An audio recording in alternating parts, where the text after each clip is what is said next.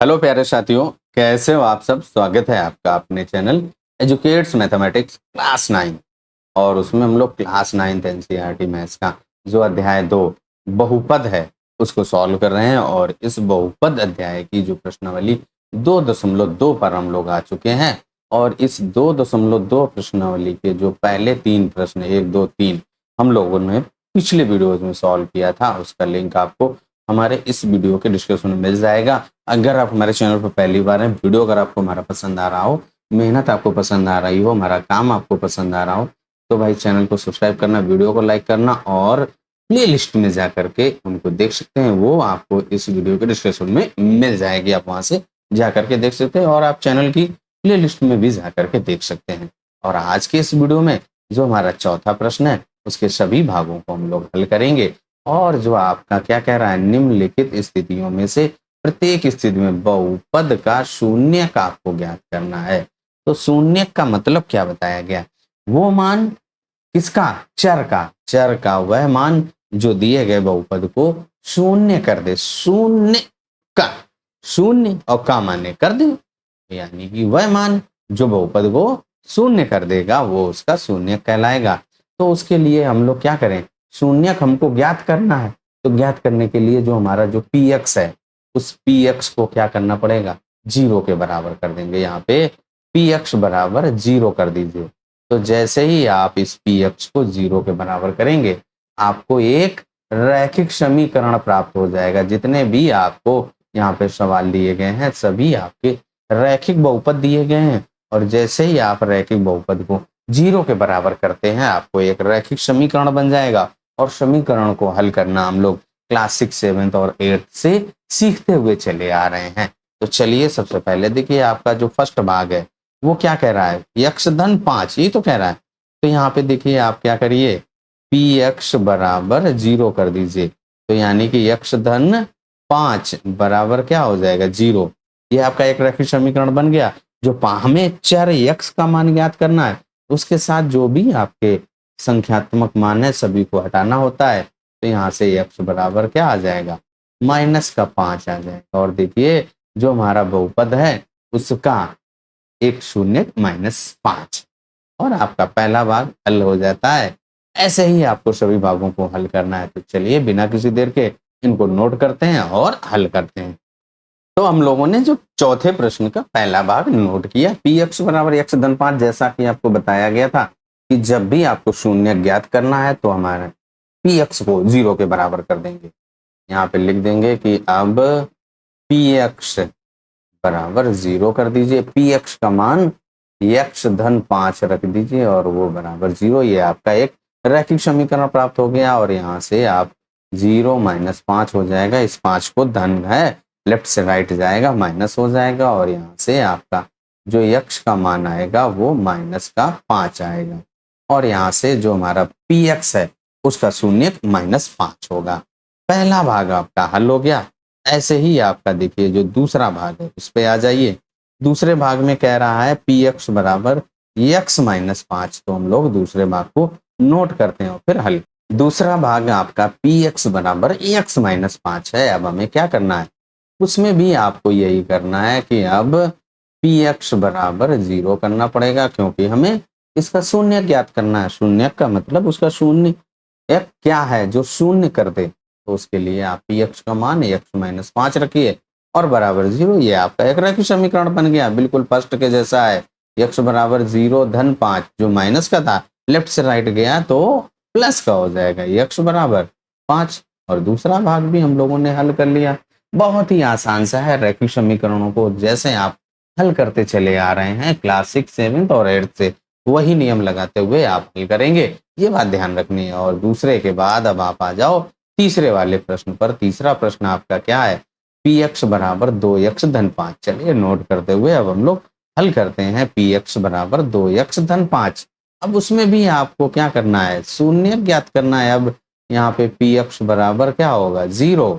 px का मान आपका 2x धन 5 है और उसको 0 के बराबर कर दीजिए। अब इसके बाद यहाँ से आपको इसको रैखिक समीकरण के जैसे हल करते हुए x का मान ज्ञात करना है। 2x बराबर 0 - 5 हो जाएगा। ये धन का 5 था, लेफ्ट से राइट जाएगा माइनस हो जाएगा, तो आपका 2x बराबर -5। अब जो x 2 के साथ गुणे में है, लेफ्ट से जब राइट ले जाओगे तो माइनस हो जाएगा, ये ओ बटे में हो जाएगा, गुणे में है तो बटे में, -5/2 x का मान आपका आ चुका है। यानी कि जो हमारा px है उसका शून्यक -5/2 है। तीसरा प्रश्न हम लोगों ने हल कर लिया। अब आ जाओ इसके चौथे प्रश्न पर।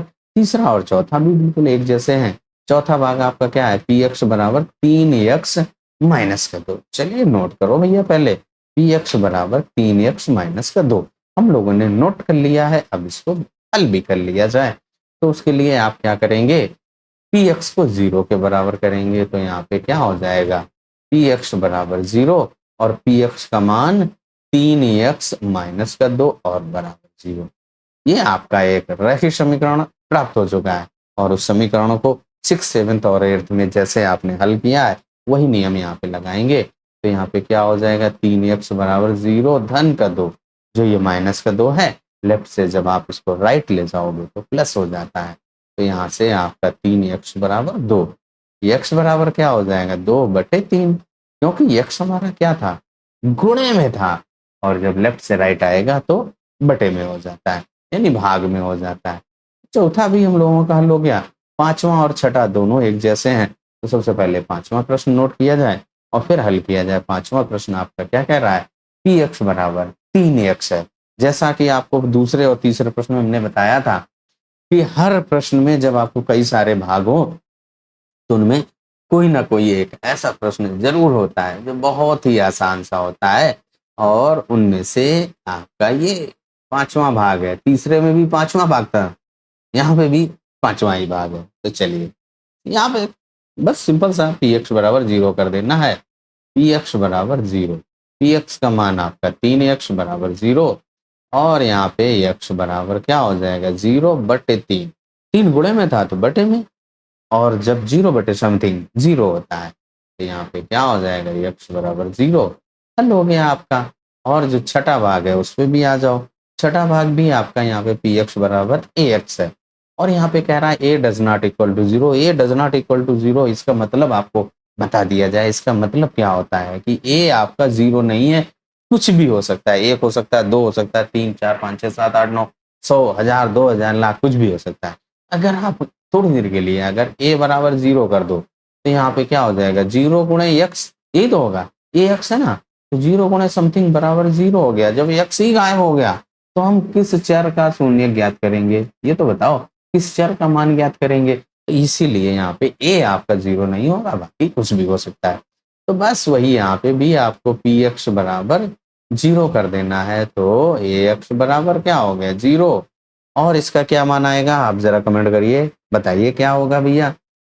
तो बताओ भाई, यहाँ पे x बराबर 0/a, a आपका गुणे में था, इधर आएगा बटे में, और x बराबर क्या हो जाएगा, 0/समथिंग बताया है, 0/समथिंग, 0 कुछ भी हो, 0/2, 0/100, आपका 0 ही आता है। 0/5 0 ही आएगा, 0/3 0 ही आएगा। ये बात ध्यान रखनी है। 0 divided by something 0, 0 multiplied by something 0। ठीक है, अब आ जाइए अगले भाग पर, यानी छठे के बाद हम लोग किस पे आ गए, सातवें भाग पर। और इस सातवें भाग के साथ साथ ही आपका जो प्रश्नावली 2.2 है पूरी हो जाएगी, और चौथा प्रश्न भी हम लोगों का पूरा हो जाएगा। तो चलिए इसको नोट करें, और इसमें भी वही कंडीशन लिखी हुई है भैया कि c does not equal to 0। c जैसा अभी आपको उसमें बताया, c 0 नहीं होगा, उसके अलावा आपका कुछ भी हो सकता है। c और d आपकी क्या है, वास्तविक संख्याएं हैं। तो यहाँ पे क्या करना है, हमको px बराबर 0 कर देना है, px को 0 के बराबर कर देना है। तो क्या हो जाएगा, cx धन का d बराबर 0। इसको आपको एक रैखिक समीकरण के जैसा हल करना है। तो चलिए हल कर दीजिए आप यहाँ पे। तो क्या हो जाएगा, cx बराबर, ये जो d है प्लस का है, लेफ्ट से राइट ले जाओ, माइनस हो जाएगा 0 माइनस का d। तो आपका cx बराबर माइनस का d बचेगा। अब यहाँ पे देखिए x का मान हमको ज्ञात करने के लिए कह रहा है, तो x के साथ जो c गुणे में है, लेफ्ट से राइट लाइए, बटे में हो जाएगा, डिवाइड में हो जाएगा, -d/c। और इस तरीके से जो हमारा पॉलिनोमियल या बहुपद दिया गया था उसका शून्यक ज्ञात हो चुका है। और इस 7वें प्रश्न के साथ साथ ही जैसा आपको बताया गया चौथा प्रश्न और चौथे प्रश्न के साथ आपकी जो प्रश्नावली 2.2 पूरी हो जाती है। कैसा लगा एक्सप्लेनेशन कमेंट करके जरूर बताइएगा। चलिए तब तक अपना ख्याल रखिए, स्वस्थ रहिए, मस्त रहिए। मिलते हैं अगले भाग में अगली प्रश्नावली, और अगली प्रश्नावली आपकी बहुपदों का गुणनखंड से संबंधित है और हमारी जो प्रश्नावली होगी वो 2.3 होगी। चलिए मिलते हैं अगली